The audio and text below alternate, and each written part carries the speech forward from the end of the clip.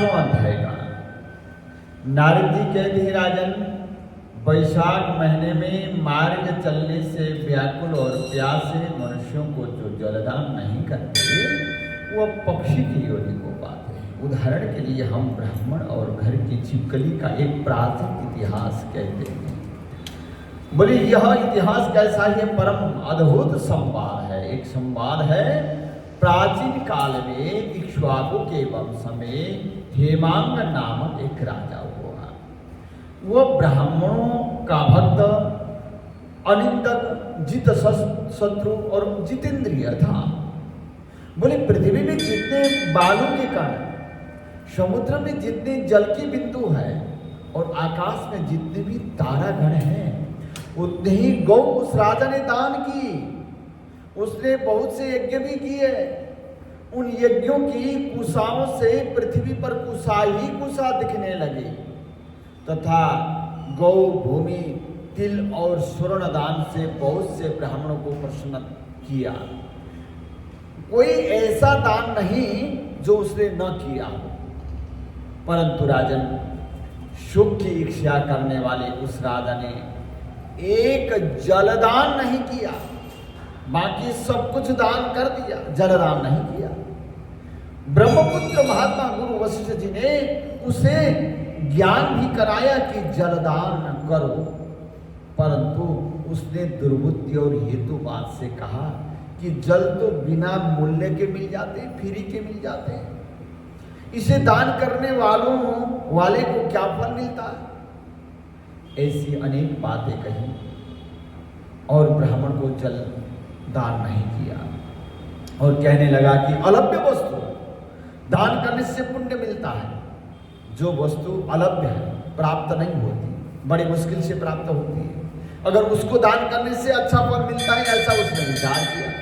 जो आसानी से मिल जाता है उसका दान करने से कोई फल प्राप्ति नहीं है, ऐसा विचार किया, इसलिए जलदान नहीं किया। राजा लूले, लंगड़े, दरिद्र और जीविकाहीन ब्राह्मणों की सेवा तो करता था, किंतु वेद पाठी, तत्वज्ञानी और ब्रह्मवादियों की पूजा नहीं करता था।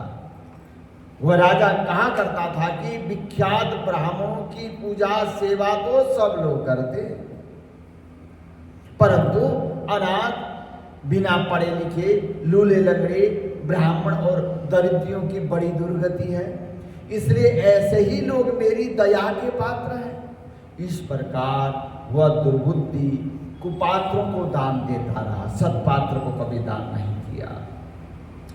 इस महादोष के कारण 3 जन्म तक उसे चातक की योनि मिली, फिर 1 जन्म गिद्ध बना और 7 जन्म तक कुत्ते की योनि में रहा। फिर राजन, वह एक राजा के घर छिपकली की योनि में जाकर रहा।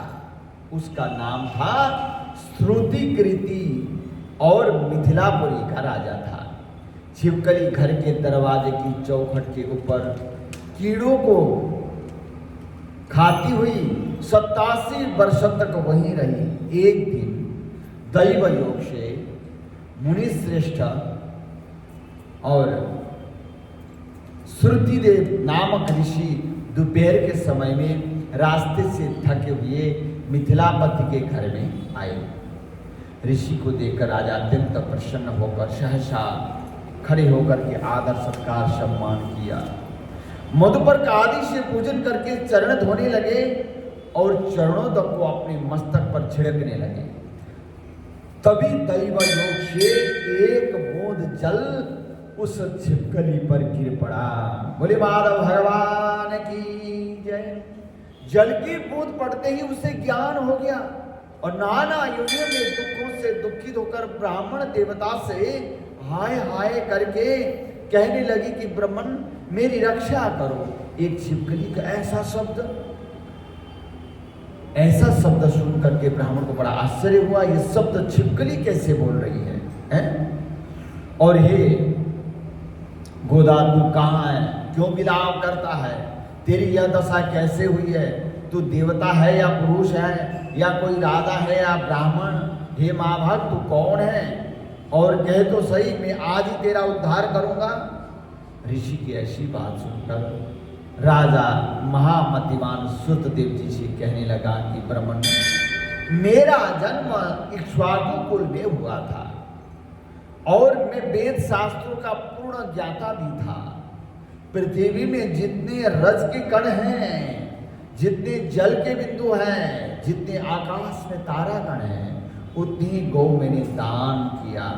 मैंने सभी यज्ञ भी किया, वापी कूप और तालाब बनवाए, अनेकों दान दिए और धर्म पूर्वक राज्य भी मैंने किया। तो भी मेरी ऐसी दुर्गति हुई और मुझे स्वर्ग नहीं मिला। 3 जन्म तक मुझे चातक की योनि मिली और 1 जन्म में गिद्ध बना।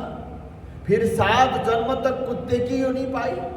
अभी वहां यह राजा आपके चरणों तक को छिड़क रहा था ना, तो तब एक बुद्ध उछलकर मेरे ऊपर आई। उसी के पढ़ने से मुझे पूर्व जन्म का सारा स्मरण हो गया और मेरे संपूर्ण पाप भी दूर हो गए राजन। और 28 जन्म तक मुझे छिपकली की योनि भोगनी पड़ी। तरह तरह की दैवी सृष्टि दिखाई देती है, इसलिए अब मैं इन जन्मों से डरता हूँ। हे द्विज, मेरी यह दशा कैसे हुई है, यह विस्तार से कहिए। यह सुनकर द्विज ने ज्ञान चक्षु द्वारा संपूर्ण वृत्तांत जान लिया और कहने लगे कि राजन, मैं तेरी इस बुरी योनि का कारण कहता हूँ, सुन। तूने माधव भगवान के प्यारे वैशाख महीने में जलदान नहीं किया। तूने जल को सुलभ समझकर यह निश्चय कर लिया कि यह बिना मूल्य का है, इसलिए रास्ते में चलने वाले और धूप से पीड़ित ब्राह्मण को जलदान नहीं किया। साथ ही सुपात्र को छोड़कर कुपात्र को दान किया। जलती हुई अग्नि को छोड़कर क्या कोई राख में हवन करता है? प्रायः बताए हुए सुगंध आदि से युक्त कांटेदार वृक्षों का कोई भी पूजन नहीं करता। संपूर्ण वृक्षों में पीपल की ही पूजा होती है। तुलसी को छोड़कर कटेरी का पूजन क्यों नहीं करते? हाँ, पूज्यता के विषय में अनाथ की आवश्यकता नहीं है। लूले लंगड़े केवल दया के पात्र हैं, दान के पात्र नहीं है। दान किसको करना चाहिए? बोले सतपात्र को दान करना चाहिए। हाँ, वो दया के पात्र हैं परंतु पूज्य नहीं है। अपूज्या यत्र पूज्यन्ते पूज्या नाम च व्यतिक्रमः त्रीणि तत्र प्रवर्तन्ते दुर्भिक्षम मरणम भयम। जहाँ अपूज्य जनों को पूजा जाता है, पूज्य जनों में व्यतिक्रम होता है, वहां 3 बातें उद्गम हो जाते हैं, दुर्भिक्ष या मरण या भय।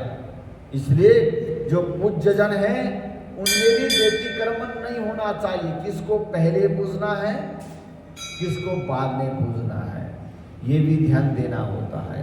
किसको पूजना है, किसको पूजना नहीं है, ये विचार करना चाहिए। तो कहते हैं इसलिए वेदादि शास्त्रों के ज्ञाता ये विष्णु भगवान जी के स्वरूप है, इसलिए वह सदा पूज्य है।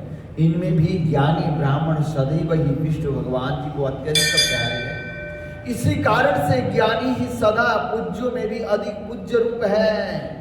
और साधु महात्माओं की अवज्ञा इस लोक और परलोक दोनों में दुखदायी है। महापुरुषों की सेवा ही धर्म अर्थ मोक्ष का कारण है। ऐसे ही करणों और अंत जाति कर्तव्य अकर्तव्य को नहीं देखते। मैंने क्या करना है क्या नहीं करना है ये विचार नहीं करते, और किस प्रकार का व्यवहार नहीं करना है ये कई लोग विचार नहीं करते। हाँ, ऐसे मंद आश्रम के लोगों की संगति से कुछ नहीं मिलता है। वैसे ही जलमय तीर्थ और मिट्टी अथवा पत्थर के बने देवताओं से भी तत्काल कुछ लाभ नहीं होता है। ये तो बहुत काल में पवित्र करते हैं, किंतु साधु महात्मा दर्शन से ही पवित्र कर देते हैं। साधु सेवा से कोई सुशिक्षित पुरुष दुखी नहीं होता है। जैसे अमृत पान करने से जन्म मरण वृद्धावस्था आदि दुख नहीं होते, नहीं देते। बोले तूने जलदान नहीं किया, न साधुओं की तूने सेवा की। हे इक्ष्वाकु नंदन, इसी से तेरी यह दुर्गति हुई है। बोले वैशाख में जो मैंने पुण्य किया है वह तेरी शांति के लिए तुझे देता हूं। इसके प्रताप से भूत भविष्य और वर्तमान कर्मों के संस्कार दूर हो जाएंगे।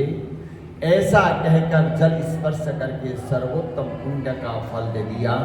इस तरह जब उस ब्राह्मण ने वैशाख में एक दिन के स्नान का फल उसे दिया, तब उसके सब पाप दूर हो गए और छिपकली की योनि त्याग कर दिव्य विमान पर चढ़कर दिव्य माला वस्त्र और आभूषण पहनकर मिथिलापुरी के महल में संपूर्ण प्राणियों को देखते देखते हाथ जोड़कर परिक्रमा देकर नमस्कार करके आज्ञा लेकर स्वर्ग को चला गया। देवता लोग उसकी स्तुति करने लगे। वहाँ 10,000 वर्ष तक अनेक भोगों को भोगकर वही राजा इक्ष्वाकु के वंश में महाप्रभावशाली काकुस्थ नाम से पैदा हुआ और सप्तद्वीपवती पृथ्वी का पालन करता हुआ वो बड़ा ब्रह्मांड साधु से भी इंद्र का सखा और विष्णु का अंश हुआ। तब गुरु वशिष्ठ जी ने वैशाख मास में संपूर्ण कर्तव्य धर्म को सुनाए, जिनके करने से उनके संपूर्ण दुख दूर हो गए और दिव्य ज्ञान को पाकर विष्णु भगवान की सायुज्य मुक्ति को प्राप्त हुआ। इसलिए यह वैशाख संपूर्ण सुख फलों का दाता है। वैशाख महीना बोले इसलिए जो मनुष्य यथोक्त धर्म करता है उसकी आयु और यश बढ़ता है, पाप दूर हो जाते हैं, पुरुषार्थ चतुष्टय की प्राप्ति होती है और विष्णु भगवान के प्रसन्न होते हैं। इसलिए ब्राह्मण, क्षत्रिय, वैश्य, शूद्र ये चारों वर्ण, ब्रह्मचारी, गृहस्थ, वानप्रस्थ और सन्यास, चारों आश्रम वाले मनुष्य को वैशाख महीने के कई हुए कर्म करने चाहिए। इन्हीं कथा प्रसंगों के साथ हम आज की कथा प्रसंग यहीं विश्राम करेंगे। कल 7वां अध्याय का हम श्रवण करते हैं। बोलिए